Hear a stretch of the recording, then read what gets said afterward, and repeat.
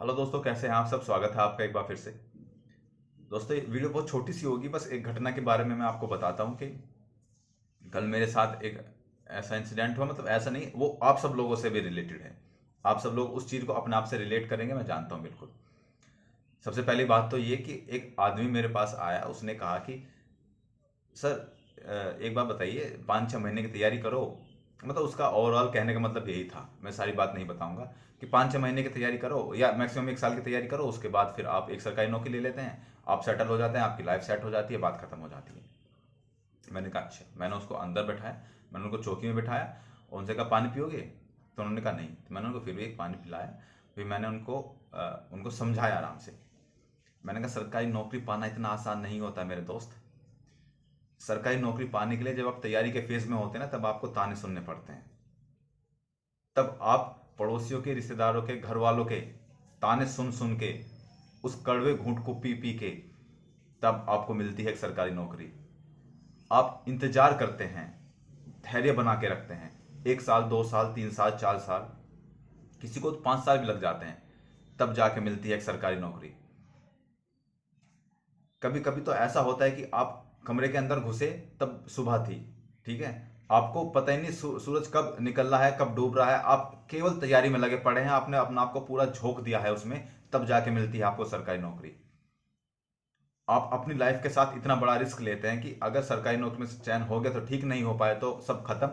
इतने बड़े रिस्क के साथ आप तैयारी करते हैं, तब जाके मिलती है आपको सरकारी नौकरी। किसी घर की फाइनेंशियल कंडीशन इतनी अच्छी नहीं होती कि वो पैसा कलेक्ट कर सके सरकारी नौकरी की तैयारी करने के लिए, लेकिन वो फिर भी करता है, उस रिस्क को लेके करता है, अपने घर वालों की बातें सुन सुन के वो करता है नौकरी की तैयारी, तब जाके मिलती है सरकारी नौकरी।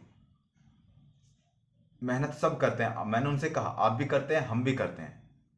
आपने भी की नौकरी पाने के लिए, हमने भी की नौकरी पाने के लिए। वो एक प्राइवेट फर्म में काम करते थे, लेकिन जब एक डायरेक्शन नहीं मिल पाती तो हमारी नौकरी नहीं लग पाती है। आप भी जानते हैं, हम एक सही डायरेक्शन में तैयारी करने के बाद मिलती है सरकारी नौकरी। कल पढ़े, आज नहीं पढ़े, एक दिन पढ़े, 2 दिन नहीं पढ़े, वो कंसिस्टेंसी खत्म हो जाती है। उस कंसिस्टेंसी को बनाने के बाद मिलती है एक सरकारी नौकरी। कितने जतन करने पड़ते हैं एक सरकारी नौकरी के लिए साहब, आपको पता है। फॉर्म आता है, आने के बाद पता नहीं एग्जाम कब होगा, पता ही नहीं होता। ठीक है, एग्जाम भी हो गया, फिर उसके बाद लीक होने का लफड़ा और एग्जाम आउट होने का लफड़ा, फिर उसके बाद कभी कभी तो री एग्जाम भी हो जाता है। कभी कभी लगता है कि यार हम पेपर देते ही क्यों हैं सरकारी नौकरी का। एक एक वैकेंसी 3 से 4 साल में कंप्लीट होती है। उस 3 से 4 साल के इंतजार के बाद तब जाके मिलती है एक सरकारी नौकरी। पहले तैयारी करो 3-4 साल बाद, फिर 3-4 साल उसकी प्रतीक्षा करो कि वो कब पूरी होगी वैकेंसी, तब जाके मिलती है। इतना धैर्य बना के आप रख सकते हैं क्या? इतना धैर्य बनाने के बाद मिलती है एक सरकारी नौकरी।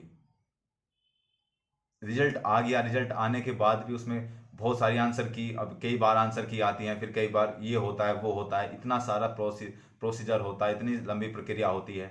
उसको देखते देखते देखते देखते समय बीतता चला जाता है, आपको पता भी नहीं चल पाता कि समय कब आपके हाथों से निकल गया। आपकी जवानी तक खप जाती है सरकारी नौकरी की तैयारी करने में, तब जाके मिलती है आपको सरकारी नौकरी। अपने पेरेंट्स की आंखों में एक इज्जत देखने के लिए आप सरकारी नौकरी की तैयारी करते हैं, लेकिन क्या होता है जब आप बहुत सारा टाइम उसमें प्रिपरेशन में निकाल देते हैं, तो घर वाले भी यही कहते हैं कि क्या कर रहा है तू। उनको भी विश्वास खत्म होता चला जाता है। वो भी, हमारी इज्जत सबकी नज़रों में डाउन हो जाती है, हमारी इज्जत नेगेटिव में पहुंच जाती है। हमें लगता है कि हम सोसाइटी में एग्जिस्ट ही नहीं करते, कोई हमें पूछता नहीं है, सब लोग हमें शून्य मानते हैं। उसके बावजूद हम करते हैं तैयारी, उसके बाद मिलती है सरकारी नौकरी। उसको ये बात समझ में आई, उस आदमी को। तब उसने कहा कि हमने मेहनत की है, हम प्राइवेट फर्म में काम करते हैं, बीबी एमबी, उसके बाद डिप्लोमा करने के बाद बहुत सारे इंटरव्यू दिए, उसके बाद एक इंटरव्यू क्रैक हुआ, तब जाके हमें ये जो मिली है। लेकिन इतनी तो ताने हमने भी नहीं सुने। मैंने कहा ताने सुनते नहीं हो तुम नहीं सुनोगे ताने, क्योंकि तुम एक प्रक्रिया में लगे हुए हो। हम क्या, हम केवल तैयारी में लगे हुए हैं। जब तक तैयारी करता है बच्चा, उसकी जीरो होता है, वो जीरो नेग्लेक्ट किया जाता है हर किसी की तरफ से। लेकिन जब हो जाता है तो उसके घर बधाई देने जाते हैं। सभी लोग। तो उसको मैंने समझाया प्यार से कि कितनी चीज़ें सहन करने के बाद, कितनी बारी से सहन करने के बाद एक सरकारी नौकरी का पौधा उगता है।